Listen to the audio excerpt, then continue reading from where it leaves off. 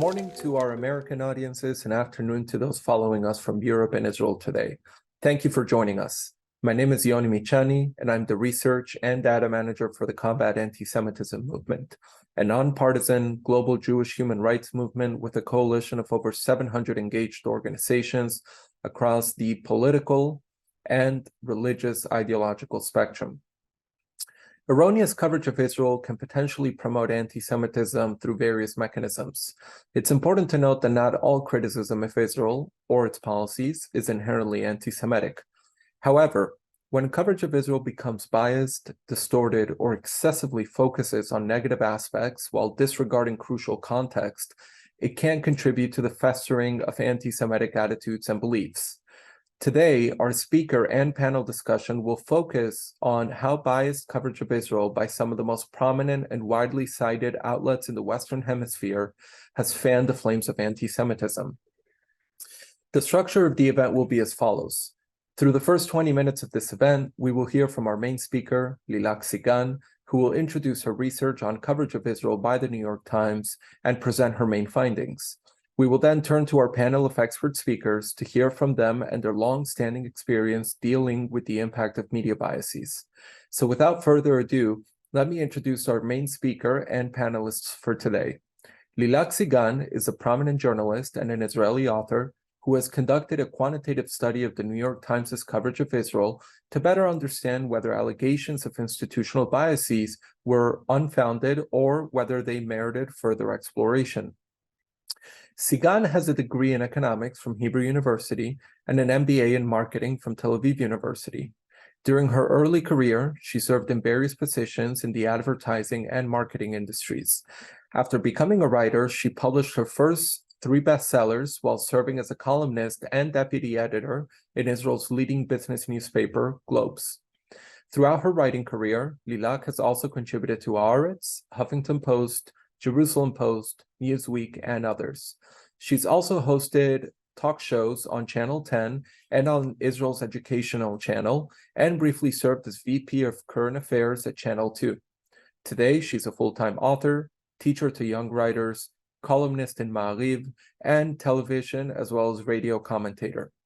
Our expert panel speaker joining us today will be sharing their extensive knowledge on the issue of Israel coverage by mainstream media outlets.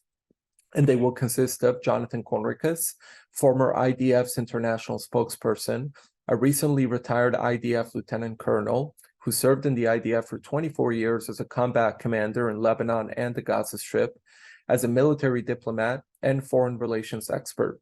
He was the first IDF officer to be seconded to the UN headquarters in New York, where he provided strategic analysis for UN peacekeeping. Jonathan Tobin is the editor-in-chief of the Jewish News Syndicate. He's also a senior contributor to The Federalist and a columnist for Newsweek, as well as a writer for many other publications. Gilead Ini is a senior research analyst at the Committee for Accuracy in Middle East Reporting and Analysis, CAMRA.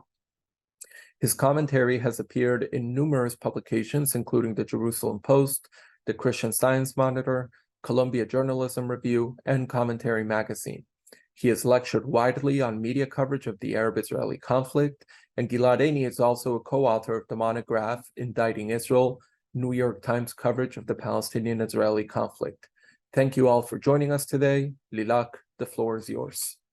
Wonderful. I'll just share the screen of my presentation. So give me a second. I hope this works. Yay. Okay, it worked. So first of all, thank you, Yoni. And I'd like to thank everybody actually at Combat Antisemitism for hosting this special event. I'm hoping to shed some new light on an issue that is talked about pretty widely, but usually in a very emotional manner. We usually get very angry and, you know, it's widely talked about. But what I have here, it is not emotional, it's numbers, it's data. So when we talk about an anti-Israeli media bias, what are we actually talking about? So I want to start with the reason for launching the study in 2022. Things are very different now We are way into 2023 with a completely different government, but I want to take you back in time about a little over a year and a half. When I decided to launch the study, we had a completely different, maybe kind of a startup of a government, a very diverse government, a new kind of government, which included 8 parties, right-wing, centrist, liberal, left-wing, even an Arab party for the first time in Israeli history. And this is the kind of government that should be liked by liberals and by liberal media. And when the boycott by Ben and Jerry's was launched anyway, I was wondering, maybe, things have changed and we're so used to having an anti-Israeli bias against us that we can't even see what's really happening anymore. We're just being influenced by some random incident or some random headline. So I decided to launch a full 1-year study during which I will check every story aired on the New York Times website and see what is actually going on. And the funny thing was that the first day of my study, it was January 1st, 2022, and it was a Saturday, and at 7:30 in the morning, boom, 2 rockets were launched at Israel from Gaza. And I was thinking, wow, that's a great opening. I really, wonder how this is going to be covered in the New York Times tonight. Are they only going to cover the Israeli retaliation or something different? I was very curious. And when I logged on to the New York Times website in the evening and looked for the article about the 2 rockets, I found absolutely nothing.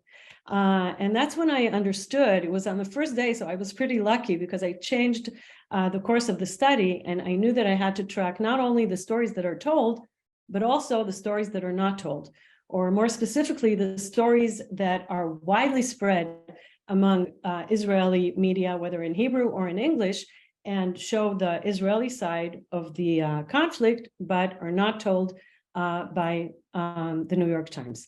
So I want to tell the results are really, first of all, about the coverage. And the second part is about the omissions, the story that was not told. So I'll give you the main results in the beginning, and then I'll delve a little bit deeper into it. First of all, let's look at the yearly tone. I just want to remind you that this happened in 2022. Most of the year, the government was the unity government, the diverse, inclusive government that I was talking about before. We still had 53% negative tone in the articles about Israel and only 11% positive coverage. If we want to look at it by months, because the unity government governed from January until the end of October, and the elections only happened in November 1st. So we can see here that there was a very big leap in the negative tone after the elections and a very big drop of the positive tone after the elections, but we still had over 50% negative tone during the unity government. Let's go to the omissions. I think the most significant result as far as omissions are concerned is this one. Here we can see that there were 361 headlines or stories about Israel, 192 of them with a negative tone.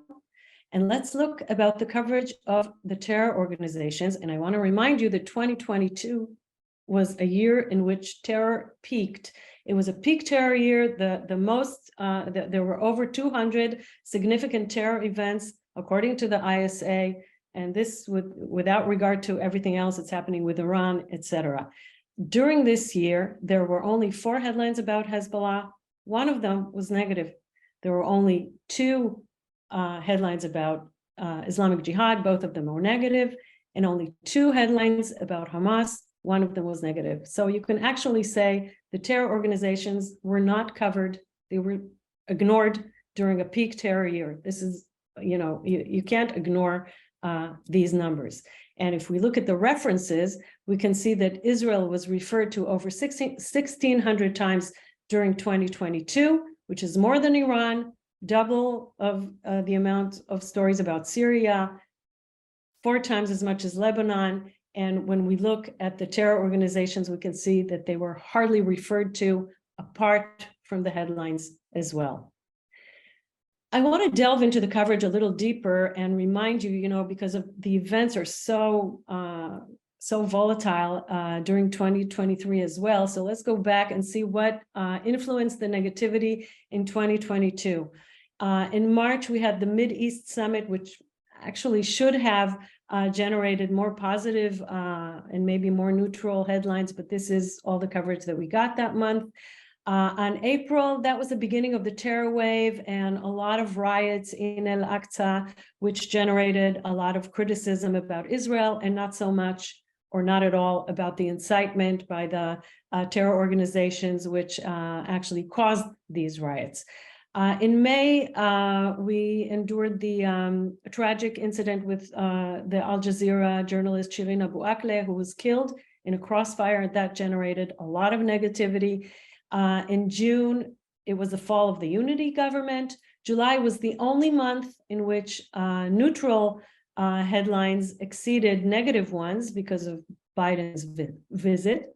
And in August, we had the Operation Breaking Dawn in Gaza, which was also more negative towards Israel than anyone else. In September and October, we had a lot of terror events which were not covered favorably or empathically towards Israel. And in November, we had the rise of the right-wing government, and we know the rest.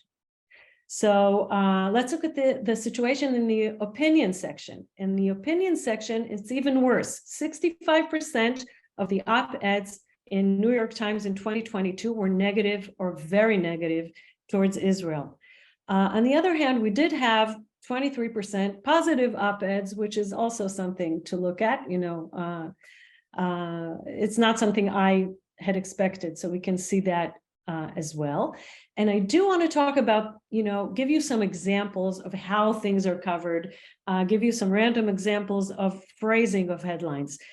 For instance, when there is counter-terror activity and terrorists, what we call terrorists, or at least assailants or even armed militants are killed, this is how it's portrayed in the New York Times many times, not always, but many times, maybe even usually. 3 Palestinians killed in shootout with Israeli forces. We don't know that they were armed. We don't know that they belong to the terror organizations, at least not from the headline and subheadline.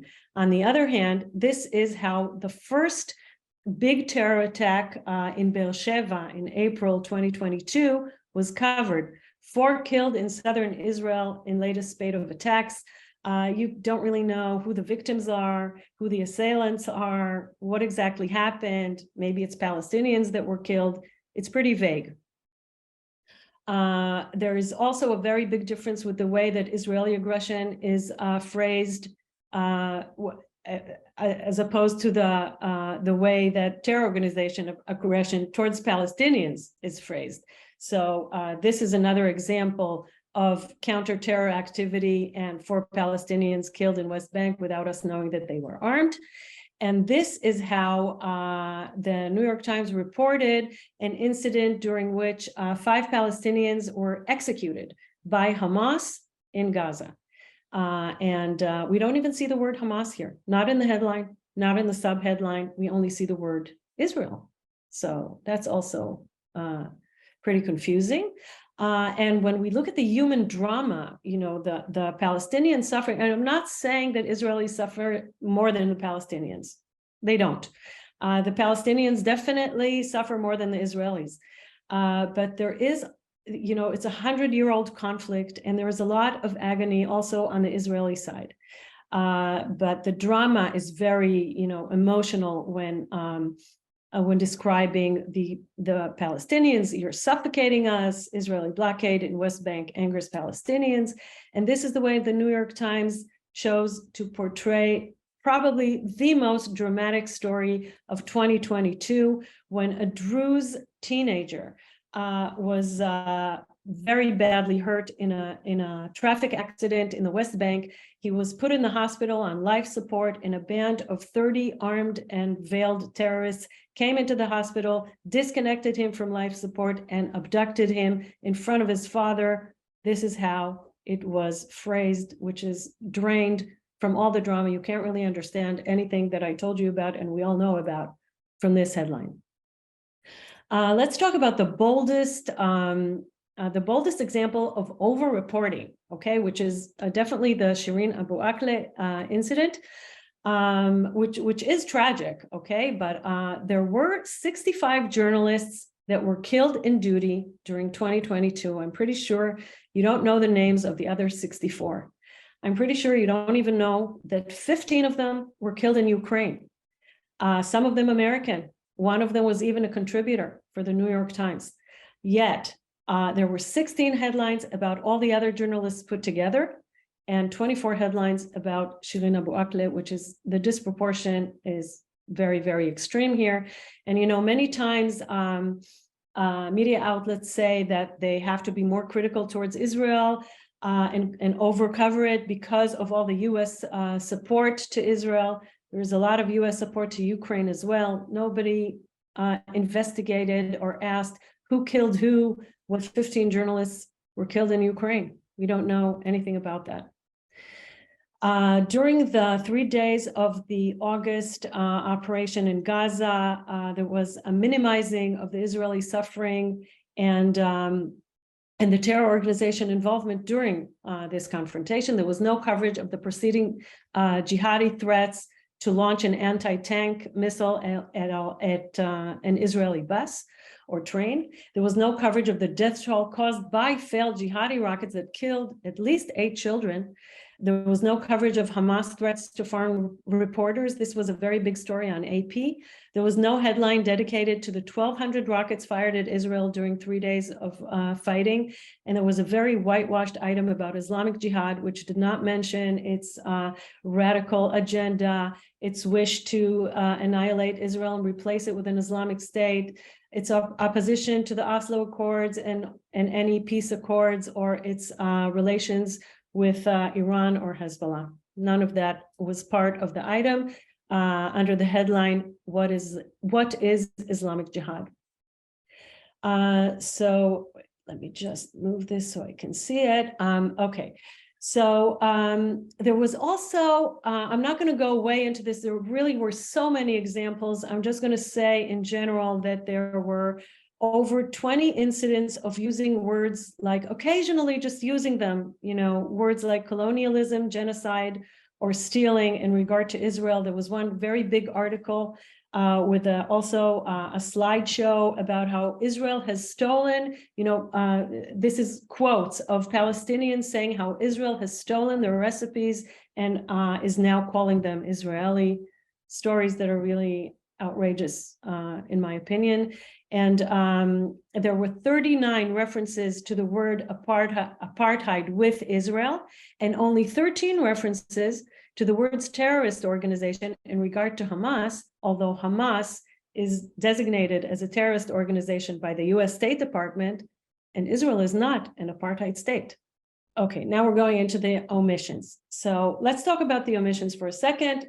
All in all, there were 377 stories in Hebrew and 276 stories in English that were of separate events, not the same story about the same events, but about separate events, mostly terror events and Palestinian threats, but also other threats that were just omitted and ignored by the New York Times.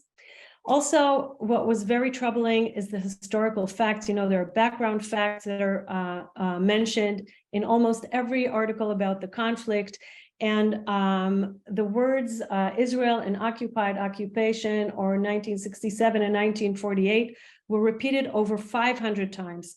Whereas the Israelis, the facts that have to do with the Israeli side, such as past peace offers, which were rejected by the Palestinian leadership, or the unilateral disengagement from Gaza, which was a very big deal in Israel and has really shaped all Israeli sentiments and politics since then, are hardly ever mentioned at all.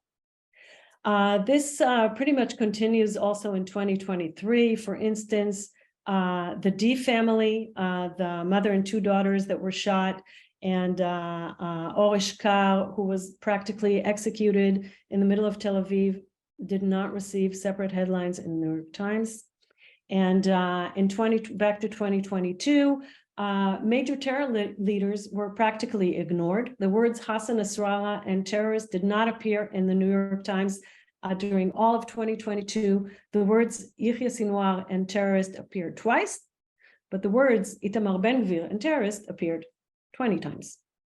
Another very bold omission was Palestinian anti-Semitism that was ignored.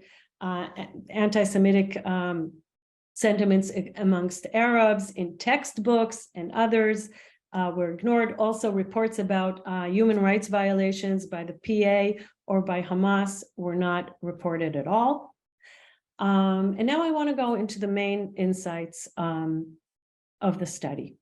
So I think, if I have to narrow it down to one thing, let's talk about journalistic ethics, since the New York Times is supposed to be the most ethical, the most professional news outlet. It has a long history. It also has a history with Jews, but let's leave that aside for the moment.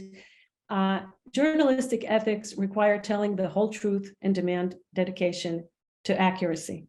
And I think what happened to the New York Times in regard to Israel is that at some point in time, it crossed some invisible line and stopped doing journalism.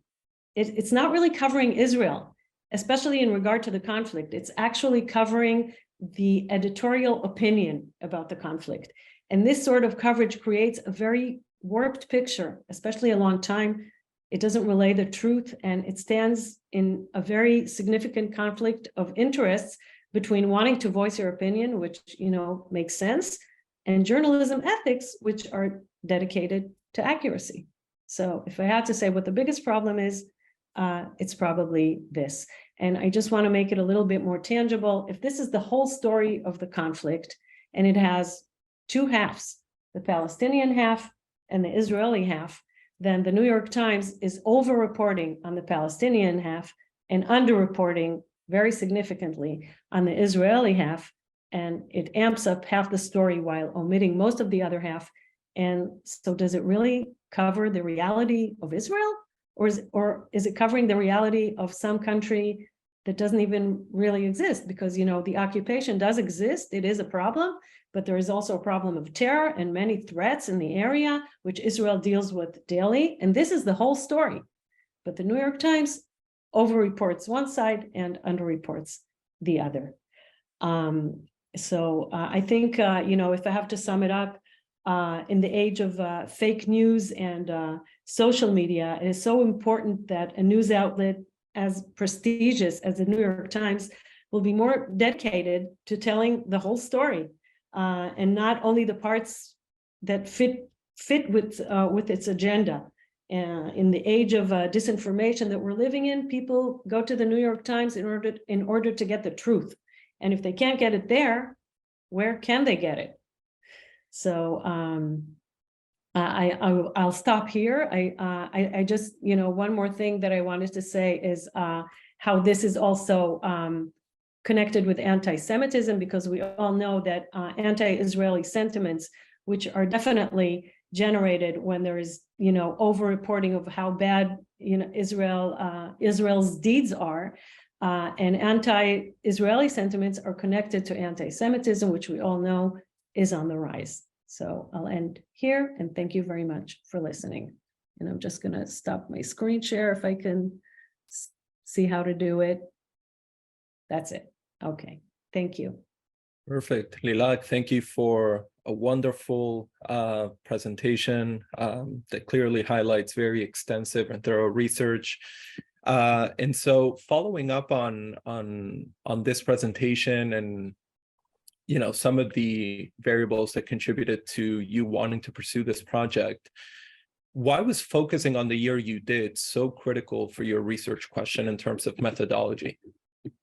That's a great question. I'd like to say I planned it that way, but it's not true. I didn't plan it that way, but in hindsight, the year that I caught in the study was very significant and very unique, because 2022 was the only year in way over a decade during which Israel was not governed by a right-wing government or by Netanyahu. The unique circumstances are such that it was actually a government that is 180 degrees of the current right-wing government that includes extremists and is getting a lot of negative coverage. But this was a completely different kind of government, even the opposite. Everyone at the opposition was in government during 2022. And it shows us that there is a minimal anti-Israeli bias that New York Times does not report without. And this is the data from my one-year study. It actually captured the best kind of coverage that we can get in the New York Times. There cannot be a more liberal, diverse, and inclusive government than the one we had in 2022. Right. And before we move to our panelist speakers, who I'm sure have so much insight and extensive knowledge on this issue to share with our audience, what's your main takeaway from this? Well, what I think is that we're all trying to fight anti-Semitism, and it's still rising. And for me, it raised a few questions about this, because this is the way I was looking at it. I think we're fighting anti-Semitism with a lot of emotion, but maybe not with enough data. And I think if we confront, I don't think the New York Times is anti-Semitic. I don't think its staff is anti-Semitic. I think this is, something that can just happen inadvertently and not in a way that's very aware or intentional. And I think that if we start to confront the New York Times with the numbers that cannot be explained professionally or logically, they're going to have to change something within their coverage, even if they won't change their opinion, because it's illogical to ignore the terror organizations and their incitement or connection to Iran during a year in which terror is peaking. There's no answer to that kind of material. So that's the first thing. Well, the second thing I might, say for my closing remarks, I think that's the most important thing. Okay, wonderful. So I'd like to move over to our panelists. And Gilead, I'd like to begin with you. You've been monitoring the New York Times for more than a decade. So I'd like to ask you what, if anything, has changed. It's a great question. And it's interesting because actually a decade ago, Camera ran a study of 6 months of New York Times coverage where we looked at every sentence of every story, carefully categorized it all. And at the time, this was 2011. At the time, the things we found then were that the newspaper presented criticism of Israel twice as frequently as criticism of the Palestinians. And that was both in the voice of the journalists and who they chose to quote. They featured Palestinian narratives on the peace process, which was a big story at the time, also twice as frequently as they featured Israeli perspectives. And we also found, similar to what Lilac astutely focused on with the omissions, we found this tendency to erase anti-Israel violence. So an example, when they covered, and one big story then was the Mavi Marmara, the ship that was trying to break the blockade on the Gaza Strip. And the paper mentioned Israel's use of force on that ship about 40 times, but only a fifth of those times did they even bother to mention that the Israeli soldiers who landed on the ship were brutally attacked first, even taken hostage. So to omit these obviously relevant, essential facts is to fool readers into thinking Israeli use of force was arbitrary. Same exact thing we saw with the Gaza blockade. Of 40 stories mentioning the blockade, fewer than a fifth explained the rationale for the blockade, reported on, right, the rationale for the blockade, that these restrictions were put in place to stop Hamas from importing weapons that they use against Israelis. So once again, the blockade was made to look arbitrary. That was 2011. And as Lilac pointed out from her own excellent, very good study, we see that these patterns persist today.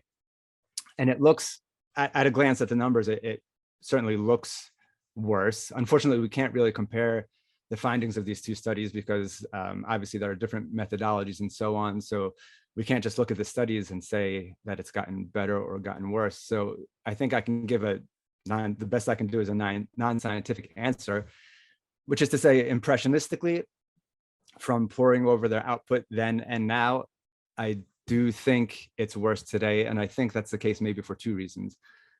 One is the broader zeitgeist. It kind of feels as if extremism and aggressive attitudes are on the rise wherever you look. And it's just sort of the atmosphere in the world today that's exacerbated that much from 2011. And the other thing is, or the thing that jumps to mind is, today there's no compunction, maybe related to the first point, there's no compunction about hiring naked partisans as ostensibly objective reporters. And we can look at the paper's two most recent hires for the Jerusalem Bureau as an example. So I'm talking about Hiba Yazbek and Raja Abdul Rahim. Let me just give a little bit of a snapshot of these two hires to give you a sense of what I'm talking about. In May 2021, after Hamas bombarded Israel with incessant rocket fire, Israel responded with strikes on Hamas targets in Gaza. And one of the early casualties in Gaza was a Hamas militant commander named Sabr Suleiman. The next day after he was struck, Hiba Yazbek, a former intern for Rashida Tlaib, posted on social media that she was livid because Israel, she said, murdered Suleiman. Murdered. So a military commander for a terror organization that, as she was typing, was striking Israel with hundreds of rockets. She's saying that's murder. That's obviously not how careful use of words work. That's not how war works. It's certainly not how the mind of a serious journalistic observer works. And so less than a year later, the New York Times hired Yazbek, this open partisan, to cover Israel and Hamas. And this was only a few months after they hired Abdul Rahim, Raja Abdul Rahim, who I mentioned, who is someone who, as a student, wrote to her campus paper to insist that Hamas and Hezbollah weren't fundamentalists, weren't terror organizations, and didn't murder Israeli civilians. Her journalism background included the receipt of thousands of dollars from the extremist anti-Israel group CAIR, C-A-I-R, CAIR, and the Times thought she was a good fit. And what happens when you hire partisans like that is, I think, things get worse. You see the numbers, the findings that Lilac just presented. You see reporters telling readers that Hamas and Islamic Jihad just want to end the occupation, not that they want to destroy Israel. When Palestinian gunmen died during the exchange of fire with Israeli soldiers, you see that they just say an Israeli raid killed people. No mention of the fact that they're gunmen, as Lilac pointed out. When someone killed in clashes with Israeli soldiers was claimed by the PFLP, the terror group PFLP, was wrapped for burial in a PFLP flag, wearing a PFLP headband, carried by pallbearers wearing the same, and who singled out the PFLP in his goodbye letter, these reporters told readers that he was not affiliated with any armed groups, and so on and so on. So yeah, I guess the tendencies are very similar to today, to what they've long been. But I think if there's been this ongoing open flirtation with the idea of advocacy journalism, while ostensibly, you saw the quote that Lilac put up from the Society of Professional Journalists, seek truth and report it, that continues to be what the New York Times promises. But we see this trend in society to this desire that's becoming more and more open to pursue the easy route of advocacy journalism. I don't want to report, I want to sort of force my opinion. And over time, I think between 2011 and 2022, that flirtation, you can say the lustful glances have been even longer. The trysts have been more overt since then. Wonderful. Thank you for sharing that insight. Has the outlet been receptive to your outreach when you request corrections to be made? Might I add for our audience, because we were former colleagues, so I know that you do provide extensive research when corrections are in order. Have you found the outlet to be receptive to your outreach in terms of that? Yeah, I guess the shortest and simplest answer is it depends. We're definitely not doing what we can to not let this kind of flirtation with advocacy journalism pass easily. We've been corresponding with the paper forever. I couldn't count the number of times that our correspondence with the Times has led to more accurate coverage. So, for example, if a piece no longer claims that the international community sees the occupation as illegal, that is a result of our persistence, of their receptiveness to your question. But on the other hand, the power dynamic is what it is. So if the paper wants to claim that Islamic Jihad was founded in the 80s to fight the Israeli occupation, that's a quote. If they want to die on that hill, and apparently they do, there's nothing that we can do. There's nothing that I can do to force them to change it, right? We don't have a external body in the US that can dictate anything to news organizations like they have in other countries. So at that point, they're not receptive all the time, and all we can do is make sure that people know what they're doing, which is, why the study by Lilac is so important, and why all the continued commentary, not giving up on shining the spotlight on the New York Times and what they're doing, is so important, because that's the one thing that we certainly have control over, is making sure, doing everything we can to make sure that people are aware of how trustworthy or not trustworthy the coverage is. Wonderful. The last question I'd like to ask you, Gilead, is sort of stepping back here and not just focusing on New York Times and looking generally at mainstream media outlets across the political spectrum, because I think we've noticed this bias across multiple outlets. It may be odd for some to accept the premise that improper coverage of a sovereign state fuels anti-Semitism. So how do you usually convey the relationship between these two to your audiences? I mean, I think the Israel story is ultimately a story about the safety of Jews. And the sub-story we're talking about here, coverage of Israel, is ultimately a story about telling the truth about Jews. And for American Jews who care about the safety of Jews worldwide, who have very, very good reason to care about the safety of Jews worldwide, and who care about telling the truth about Jews, which is caring about, having Jews not be lied about, then misinformation or even lies about Israel and lies about the Israel story kind of becomes a trap for the Jewish people. And the old slurs that have been here from time immemorial about Jews kind of update themselves. So we hear nowadays that Israelis, I was looking at Roger Waters, the former frontman for Pink Floyd, who even his bandmate acknowledges is a hopeless anti-Semite. But we hear from him, and it's something that we see elsewhere, that Jews hate rights for anyone but ourselves. We're kind of selfish people. The coverage of Israel sort of being a oppressor of human rights for no reason, this arbitrary action, kind of melds with this old trope. We support arbitrary killing. I think it's that easy for lies about Israel to become hateful lies about Jews. And that's without even mentioning, the American Nazi Party in the 60s, who was George Lincoln Rockwell, such a noble name, the head of the American Nazi Party, had also known at the time to attack Zionists. So miscoverage or rhetoric about Israel and rhetoric about Jews has always sort of been intertwined by design, and as an effect of the fact that obsession over the single largest concentration of Jews in the world, it only makes sense that people who obsess over Jews will obsess over Israel. So poisoning the atmosphere about Israel always provides an opportunity for those who sort of have this instinct to come at the Jews.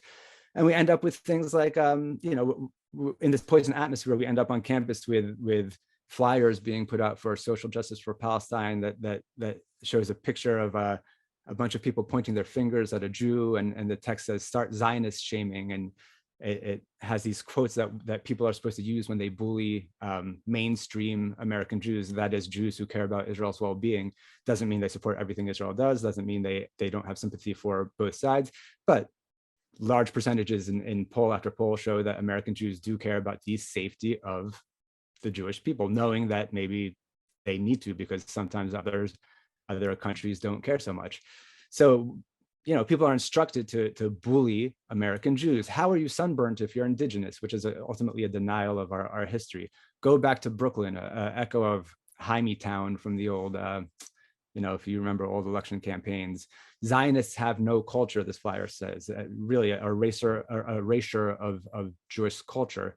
And on top of that, racists, they instruct people to tell Jews, which is that if we deny that, if we insist that we have a connection to Israel, if we insist that we have a culture that is rooted in ancestrally in our Holy Land, we're told that we're racists. And so it's, the poisoning of the atmosphere allows this kind of thing to flourish. And I think many, if not most, news organizations are taking their cue from the New York Times. So the kind of thing we see at the Times, maybe not to the same extent, sometimes yes to the same extent, but the kind of things we see there do spread across coverage in the US media and certainly, the European media, which is sometimes worse than the Times. But the concern is that the US media is sort of drifting into even harsher coverage.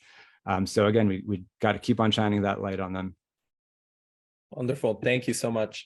Jonathan Conricus, I'd like to move on with you. The first question that comes to mind is that this research presented by Lilac and the data points and experience shared by Gilead Ini is certainly shocking for some of our audience members, but I get the feeling that it's not so surprising or shocking to you.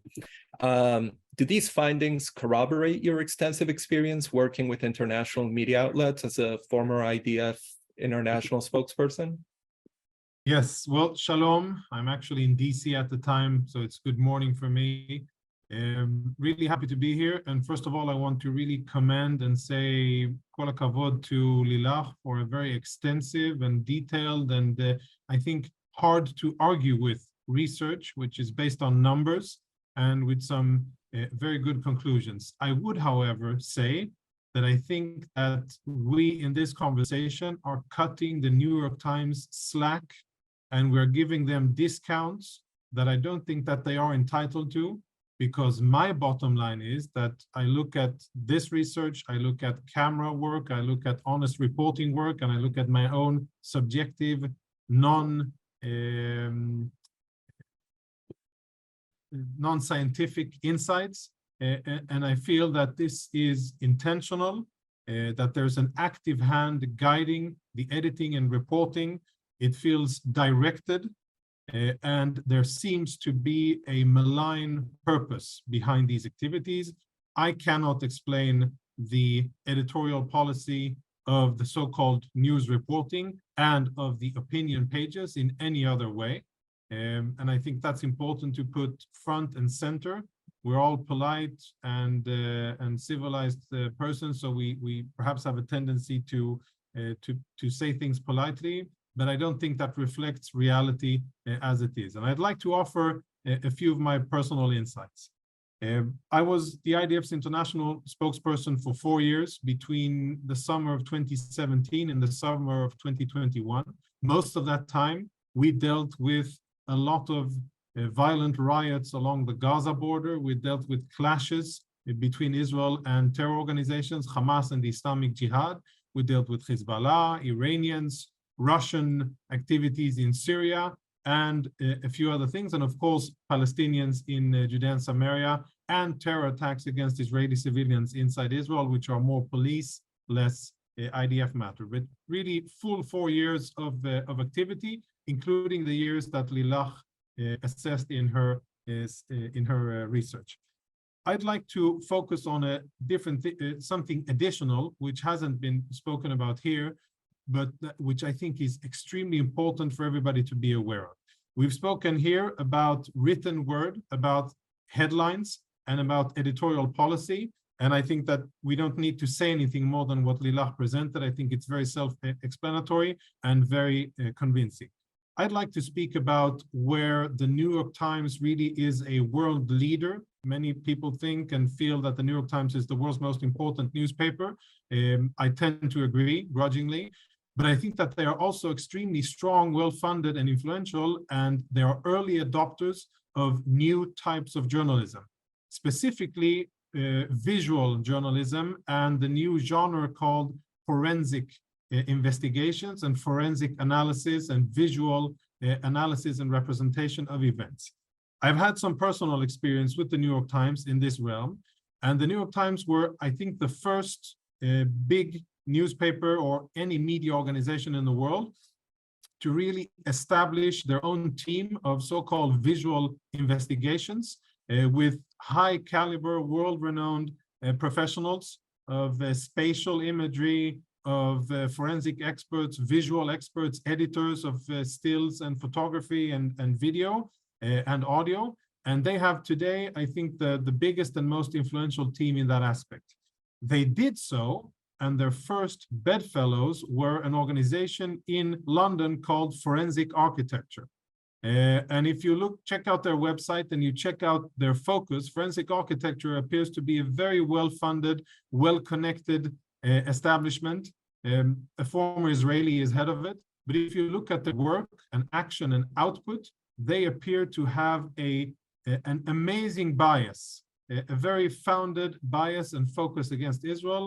A large percentage of their reporting of the work that they do is focused on criticism and bias and slander of Israel. The New York Times did a special story, a 17-minute visual investigation, which they posted on YouTube and on their website. And they wrote a 4,500-word front page story about a certain topic, which was the death, the killing of a Palestinian medic, a volunteer medic in June 2018. Her name was Ghazan Najjar, and it was a sad story of a Palestinian medic who was at the wrong place at the wrong time, and unfortunately was hit by shrapnel from an Israeli bullet that ricocheted off a target, and she died.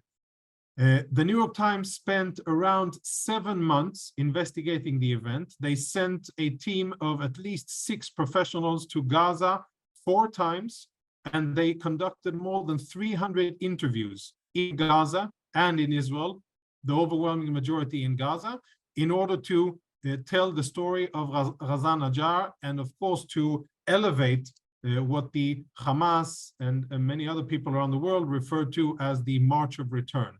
And it ended with a very, very one-sided portrayal of the story, which was extremely critical of Israel, very lenient on Hamas, how reckless they are with human lives of Palestinians, and how they cynically use their civilians as cannon fodder against Israel. That's, of course, my opinion. And it was a very human, heartbreaking story about a young, articulate, and very motivated Palestinian woman who unfortunately was killed by Israeli fire. I take that as an example of the priorities, the budgeting, and the funding of the New York Times, because it's very telling where you put your money and where you spend the biggest efforts when you choose what to report and not to report, what you omit and what you elevate to a first page story above the fold on the last Sunday of the year, the last weekend edition of the 31st of December in 2018, after many months of work. Now, interestingly enough, and just as Gilad pointed out, it's all about the people, right? Who do you have working for you? What are their personal convictions, and where do they come from? And what's their subjective opinion on the Israeli-Palestinian conflict? In this team, the visual investigations team that are talented and good at what they do, unfortunately, they're not honest and fair, but they are good at what they do. A certain individual by the name of Malachi Brown, Irish national, was a lead member of that team. And as I was preparing as the IDF's international spokesperson to be interviewed for this, I checked out the members of the team. And I wasn't surprised to see on his private Facebook page, open BDS support. He had participated in BDS marches in Ireland and in New York, and he constantly shared content that called for the boycott, divestment, and sanctions on Israel, what I think is blatant and very thinly veiled anti-Semitism. And this guy was a pivotal part of the team. He wrote the questions, and he decided what the script for the story was.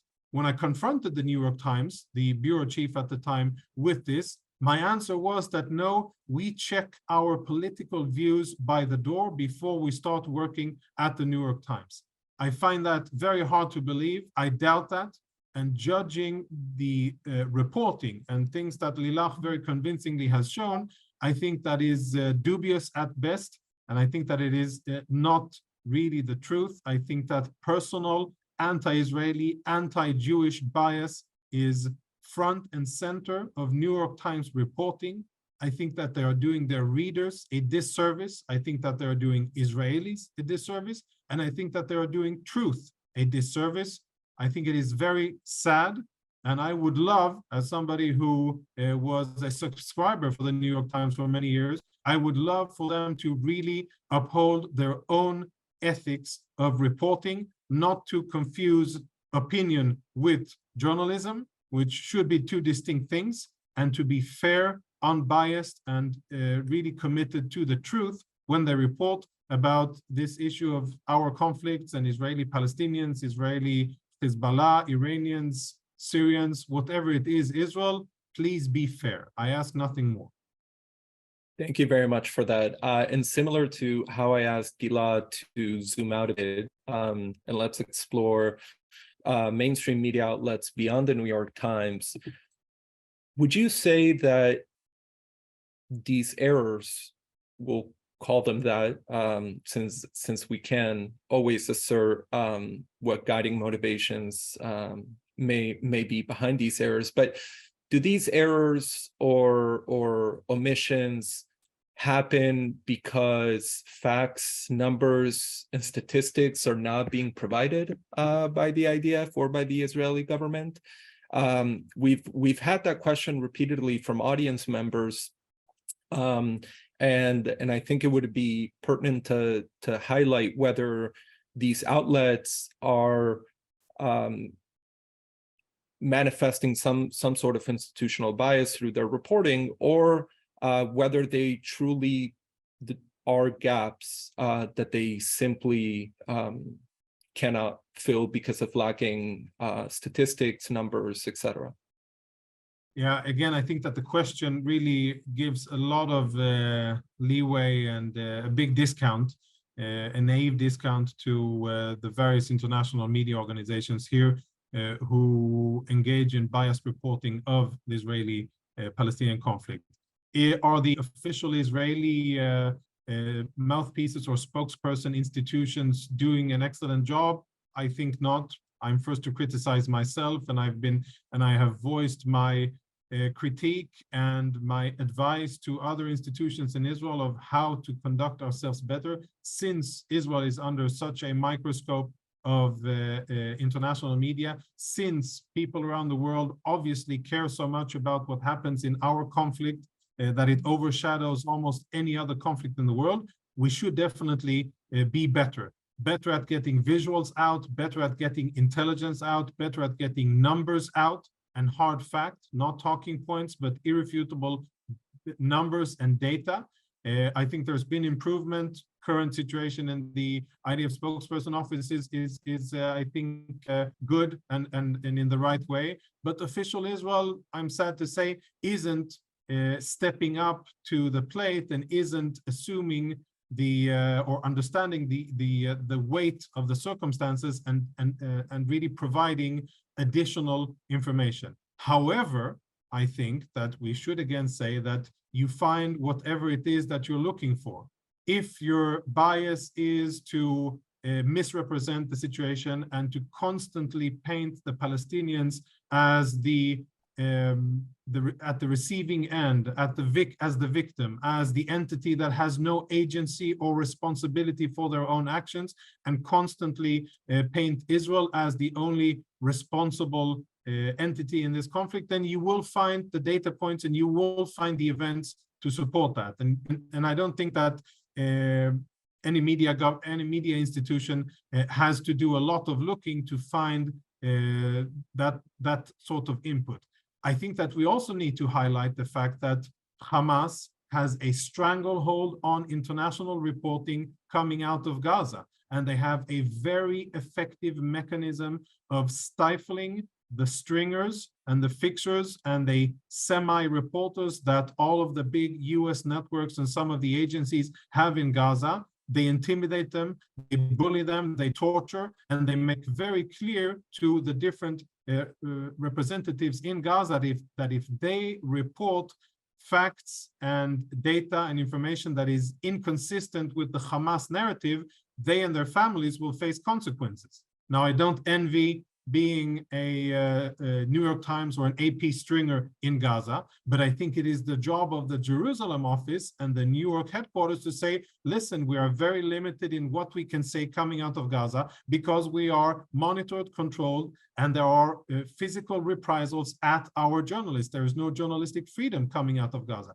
But instead of doing that, instead of being honest and forthcoming and telling the readers and consumers of their news that this is the situation, they're going along with the narrative, and they are forced and willingly complicit with Hamas's dictates on what can be reported and what cannot be reported.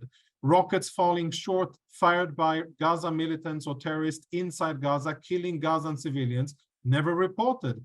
And only when Israel proves that it was a Gaza rocket that was fired, and this happened in the summer of 22, there was such a sad incident where a Palestinian family was killed. A rocket was fired. It landed in northern Gaza. Civilians were killed. Israel, for once, was quick to issue video and a clear rebuttal to the situation. And then it became a non-story. Then it wasn't interesting anymore. Then it wasn't reported that 5 Palestinians were killed. Then it wasn't an issue. But when Israel is to blame, then it is an issue.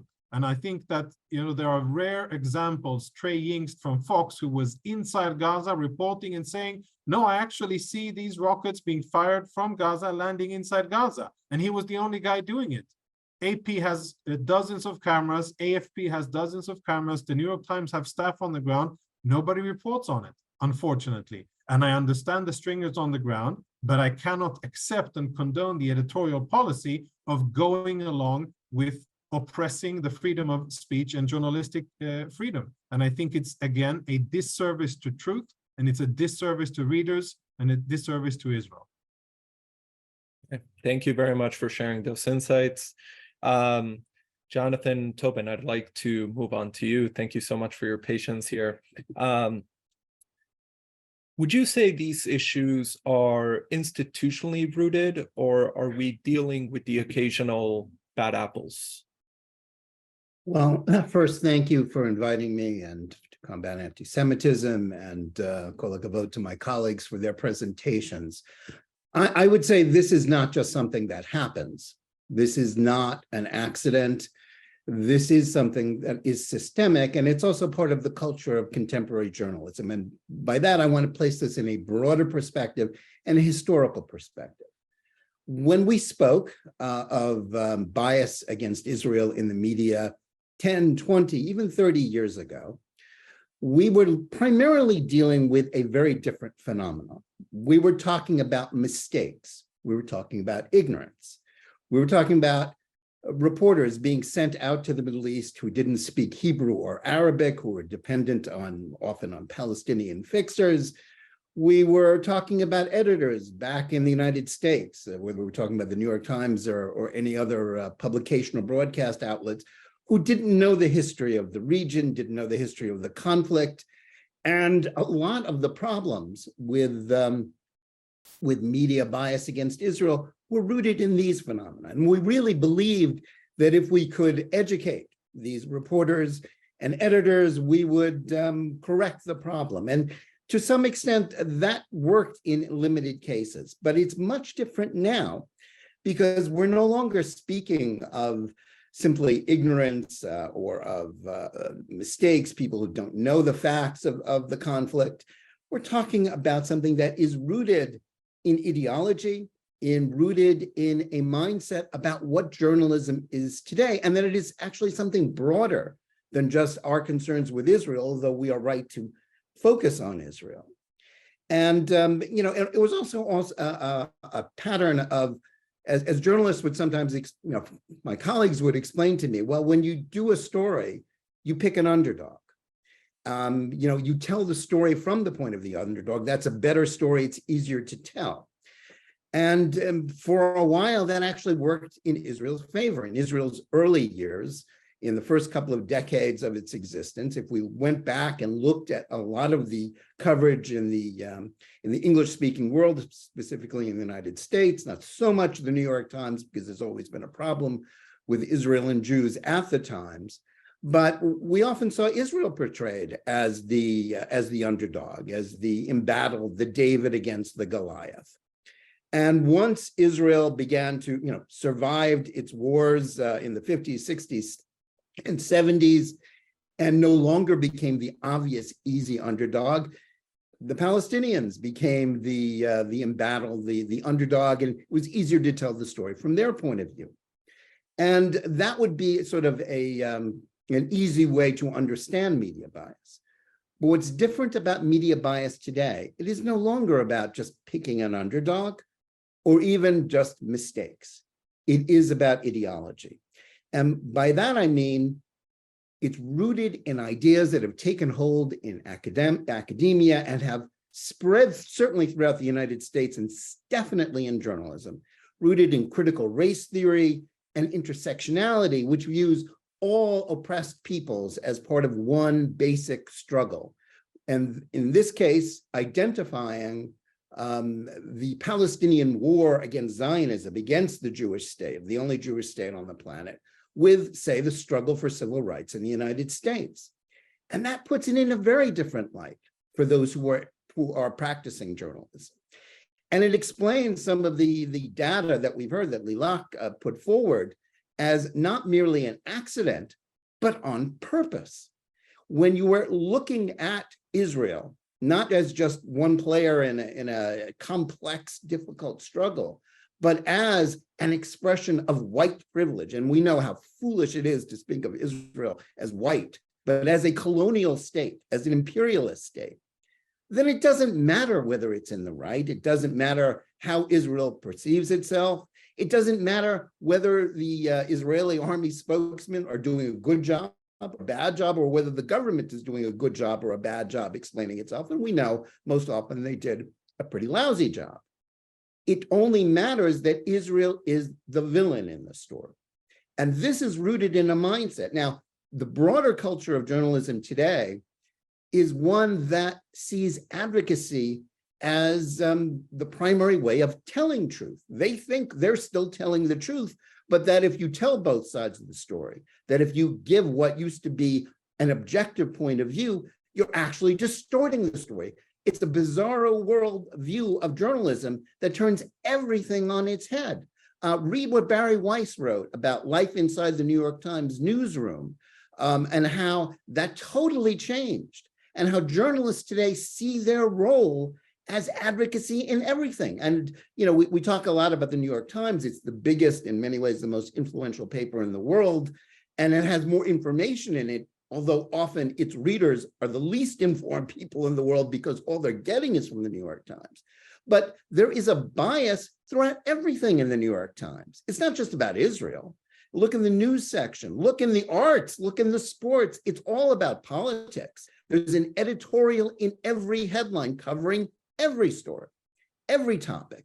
In Israel, it's particularly important because this fits into the intersectional mindset where it is seen as white privilege. It is seen as inherently racist. And this is where anti-Semitism comes into it, because critical race theory and intersectionality, because it divides the world into sort of white and people of color, oppressed and the oppressors.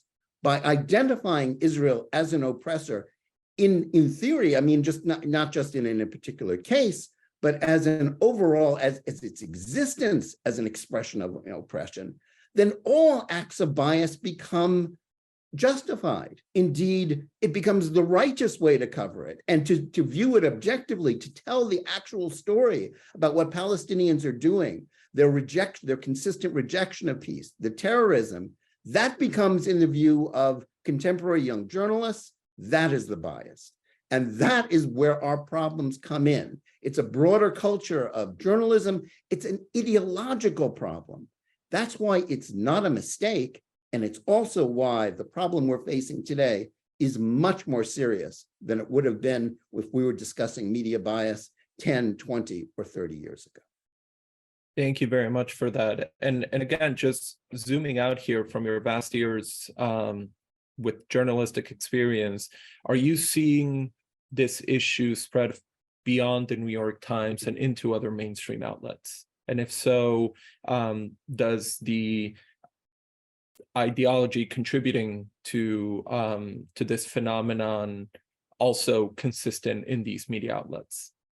I think wherever you look in the corporate liberal media, it is the same. These are the people that we're dealing with. Yes, the Times is sort of the biggest, most influential newspaper, still considers itself the newspaper of record. And it is one, but this is a culture that spreads across to CNN, MSNBC, to the Washington Post. It's really not that much different anywhere else where you look in this same broad culture of liberal media. It's always going to be the same because the same people are going there. Look at the research, not just of what the articles that are published, who are coming out of the journalism schools. Are they all universally people on the left who buy into these ideological, these toxic myths about intersectionality and critical race theory? These are the people going into journalism everywhere. These are the people dominating journalism. These are the ones who form the mobs in the newsrooms that intimidate the older, supposedly wiser heads, the sort of traditional liberal editors at the New York Times, who were basically, railroaded. In the summer of 2020, we saw what happened at the New York Times. Barry Weiss wrote about it, as I said, but it's played out everywhere in journalism. These are the people who are writing and editing the stories and the broadcast segments that we view in most of, as I say, throughout the liberal corporate media. That's what we're always going to get. That's why it is adjacent to anti-Semitism and often crossing over into blatant anti-Semitism, and always suffused with bias against Israel, which is no longer merely a function of ignorance or of, gee, they don't know what happened in 1948, 1967, 2000, 2008, 2014. All of that, it doesn't matter, because if all you have to know is that Israel is an apartheid state because it is an expression of white colonial, of oppression of people of color, despite how misleading those terms are in terms of the conflict, between Israel and the Palestinians, which is not a racial conflict, which is an ethnic and religious conflict, then you're always going to get the same results, whether it's in the Times or the Washington Post or in CNN. Wonderful. Thank you very much for that. As we start to wrap up here, I'd like to give each of our speakers today an opportunity to have a 2-minute closing remark. And the question I'd like you to address is, with everything we discussed today, what does it mean for the fight against anti-Semitism? We can start with Lilac. Okay. Thank you. First of all, I'd like to say how interesting all the other speakers was very enlightening. I found myself agreeing with almost everything you said. And I would like to comment, to address your question and also comment on what Jonathan Tobin said, because I think the fight against anti-Semitism does require from us to fight this and not to accept it as something that's happening and we can't really do anything about it because that's what all the journalists of today are going to do. I do think there's something to do. The situation is not good. It's bad. It's getting worse. I agree, but I also agree with Jonathan Conricus that said that we're not doing enough. The IDF is doing good work, but Israel itself as a state is not investing in hasbara, in public diplomacy. It doesn't have like a war room, a so-called war room that takes this on and goes out and fights this fight every day because the fight is not easy. But I still think we need to fight it. And one more thing that I want to say is that in order to fight anti-Semitism, and I do feel that we're fighting it less fiercely and less efficiently than we did in the past, because I think we Jews ourselves are experiencing a rift between ourselves. We used to tell, most of us at least, the same story about Israel, about ourselves, and it was easier to explain it and easier to bring it across. Even if it was hard then, it was easier than it is now. And today, I think, the New York Times is not alone on this, because media as a whole has become too advocate-oriented, even here in Israel. And, we have, everyone is, I don't think there are a lot, I can't seem to name, one media outlet that is perfect and very ethical and can distinguish between news and views. We used to be able to do that. All journalists used to be able to do that a lot better than they do today. And when we drift apart amongst ourselves, and we have too many media outlets that also report things through their agenda, because that's what people do today, then we can, our ability to fight anti-Semitism is not as good as it used to be. Our mutual story and the knowledge that we are right, and our history and what we all experience and do share, this should be strengthened also between the Jews and not just outwards. That's what I think. Thank you very much, Lilac. Gilad? The newspaper's tagline, I think, was in the promotional literature for this event: all the news fit to print, right? And I'm fine with that, because that is what they're putting out, considering that it's the newspaper themselves deciding what's fit to print.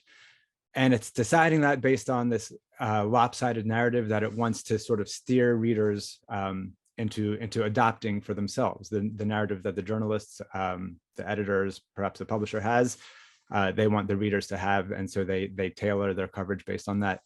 Former New York Times reporter, who later became a journalism professor, Ari Goldman, once explained, when recounting his time at the paper, that the New York Times forces news into what he called its preferred frames, right? They take the news, they squish it up, and they send it through the frame that the newspaper wants to frame the news with. And he continued that sometimes, maybe sometimes those frames are right, but certainly sometimes those frames are wrong. And the result is you end up with stories, you end up with a reality that's transformed into something that it isn't. At the time, he was talking about a specific topic, a specific item in the news cycle. But to Jonathan Tobin's point, perhaps the frames then were sort of more narrow, and perhaps today the frame is the one overarching frame that kind of holds, insists that Israel be viewed in a particularly nefarious way. And it has then and does still today tie into anti-Semitism. When Ari Goldman was telling his story, he pointed out this was a story about the Crown Heights riots, when Jews were being attacked in the streets of New York City. And what he explained was that the New York Times then, decades ago, quote, failed to see the anti-Semitism inherent in the riots. The same could be said about their coverage as a whole, with regard to the challenges Israel has faced, and with regards to anti-Semitism. When a newspaper, when the zeitgeist holds that anti-Semitism isn't so serious an issue, you end up not taking it seriously, and you end up choosing not to even include that frame in your library of frames. And it's to the detriment of certainly the Jewish people. It's to the detriment of the wider understanding of the dangers faced by the full array of peoples today. And it's to the detriment of the kind of journalism that we need, which is, I guess, to put it as briefly as I can, we need trustworthy journalism that earns people's trust at a time when that trust has been eroding consistently over the past decades. And so for the Jews and for the world at large, we need much more from the New York Times and the broader media.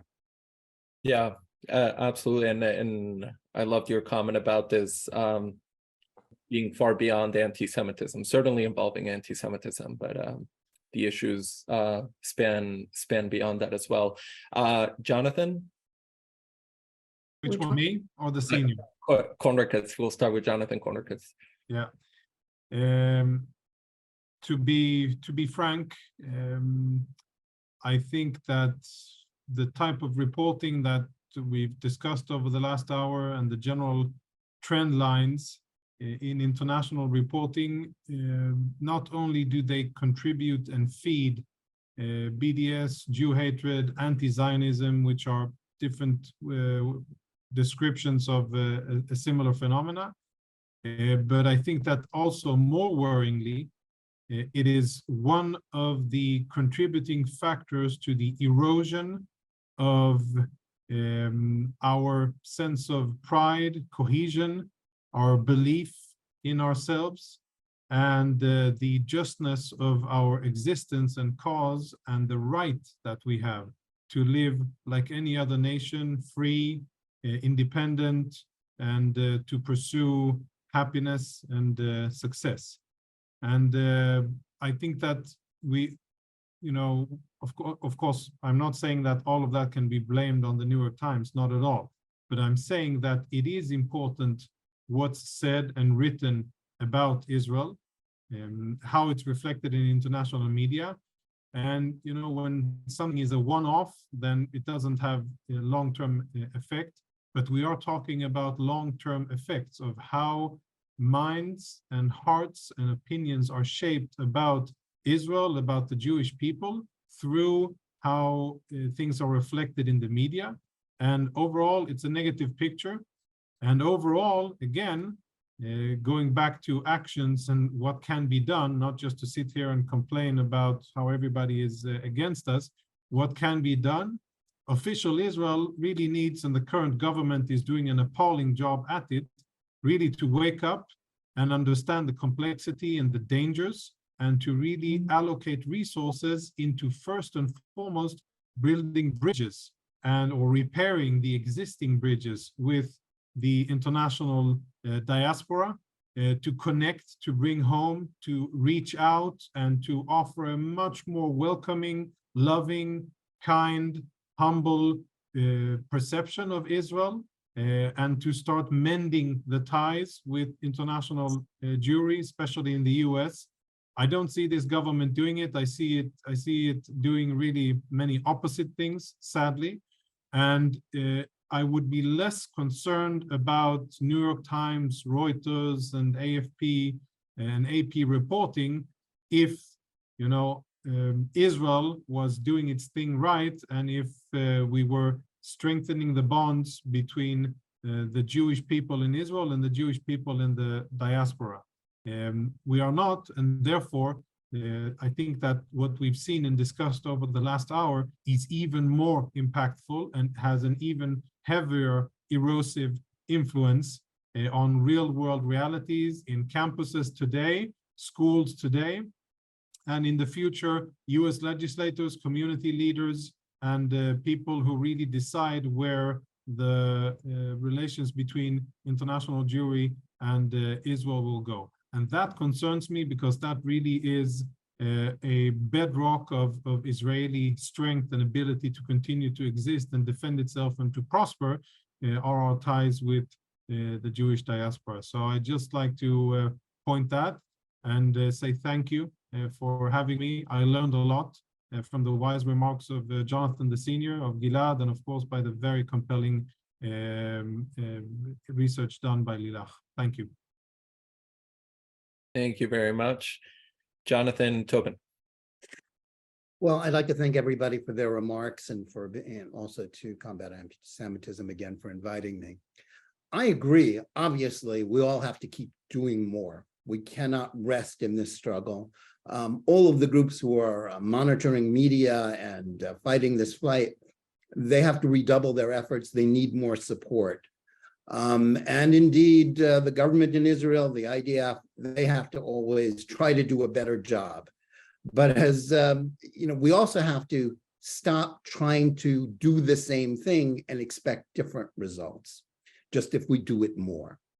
The problem with the New York Times and with much of the rest of the media, and indeed, working on Israel's image and getting its story across. Yes, we must speak of the justice of our cause, but our problem isn't that we're not doing a good enough job trying to persuade the editors and reporters of the New York Times, is that we're failing to realize that they're not listening to us and that they ultimately don't care whether we're doing a good job or bad job. They don't care whether Israel's government is liberal or conservative, right-wing or left-wing, as the research that Lilac showed. We have to focus on reaching readers' hearts and minds, readers, viewers, through other media. Let's be honest here. We're not going to change the New York Times. What we can do is reach people in other ways, through alternative media, through social media, through other mediums. That's where we have to put our main focus on, because if we keep, generations of American Jews grew up thinking that the New York Times was akin to the Bible. In fact, they respected it more than the actual Bible, which was the source of their religion and their identity. Forget about that. We have to now focus on doing other things, reaching people other ways. The New York Times business model, let alone its ideology, is focusing on one narrow way of thinking about the world. We have to reach people other ways. Yes, we have to try to reach out to all of American Jewry, including the portion that still believes in the New York Times, that is part of the same ideological mindset. But we also have to be strong in our belief in the justice of the cause of Zionism and of Israel, and to reach out to Americans, not just Jews, but to all Americans. Reach them where they are reading and looking at on social media and other media. That's where we'll make our progress, not by butting our heads and tilting against the windmills of the New York Times. As much as we have to monitor them, hold them accountable, don't expect them to change. We can force their change through other ways. Wonderful. Thank you so much for those remarks. I want to thank all of our speakers today for a very important, challenging, but incredibly interesting conversation. We appreciate all the work you're doing to combat this contemporary form of anti-Semitism. And I'd like to invite the audience to follow your work closely, whether it's through social media or the articles that you're publishing, or the work you're doing in the realm of journalism and public diplomacy. And again, thank you all very much for being here and taking part of this very important discussion. Have a great rest of your day. Thank you. all. Bye-bye.